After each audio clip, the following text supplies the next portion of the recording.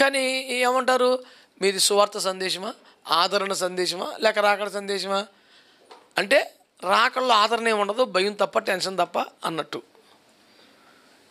ఇది ఫక్తు తప్పుడు ఆలోచన, వాక్య విరుద్ధమైన భావన. మళ్ళీ చెప్తున్నాను, యేసయ్య మొదటి రాకడే ఆశీర్వాదం అయితే రెండవ రాకడ అంతకన్నా కొన్ని ఎక్కువ రెట్లు ఆశీర్వాదం. కనుక మొదటి రాకడ సువార్త అయితే రెండవ రాకడ ఇంకా పెద్ద సువార్త. మొదటి రాకడ ఆయన ఇచ్చాడు, రెండోసారి మళ్ళీ తీసిపోతాడు కదా, ఇది ఇంకెంత పెద్ద వార్త.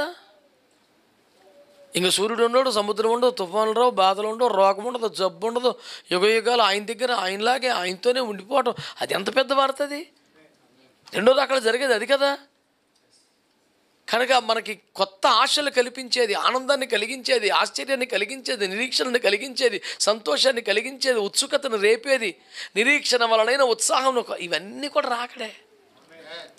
రాకను భూజల్లో చూపెట్టడం ఫక్తు దుర్మార్గుడు, దుష్టుడి బోధ, దుష్టుడి పద్ధతి. రోజు రాకడ మాట్లాడుకోవాలి, రాక గురించి ఒకరినొకరు హెచ్చరించుకోవాలి, ప్రోత్సహించుకోవాలి, బలపరచుకోవాలి. ఏదైనా బాధల్లో ఉంటే ఎంతకాలం రా బాబు వెళ్ళిపోతాం కదా ప్రభు దగ్గర, ప్రశాంతంగా ఉంటావు ఎరా బాబు అని చెప్పుకుని ఇక్కడికి రావాలి. కానీ నీకు తప్పకుండా ఇక్కడే మంచి రోజులు వస్తాయి, నువ్వు ఇక్కడే మంచి ఇల్లు కట్టుకుంటావు, ఇక్కడే కారు ఇవే చెప్పాలా?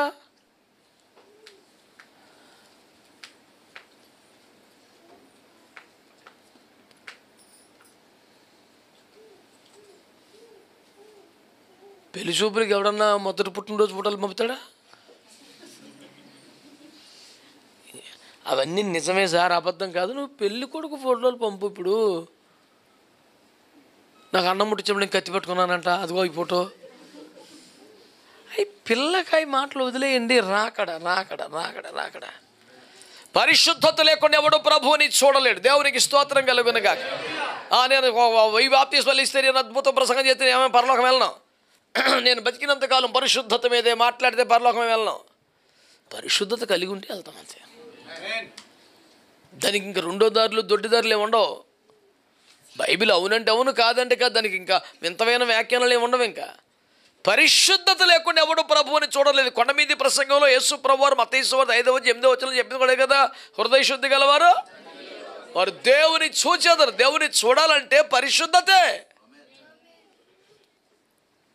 ఇదేమి వ్యక్తిగత విషయం కనుక చేతుల పైకైతే చెప్పక్కర్లేదు. కానీ పరిశుద్ధత నీలో అసలు ప్రారంభించబడిందా? శుద్ధీకరించబడ్డావా? దాన్ని కొనసాగించుకుంటున్నావా? అసలు ఆ రూట్లోకి వచ్చావా? పరిశుద్ధులు అని పిలువబడే గుంపులో నీవు ఉన్నావా?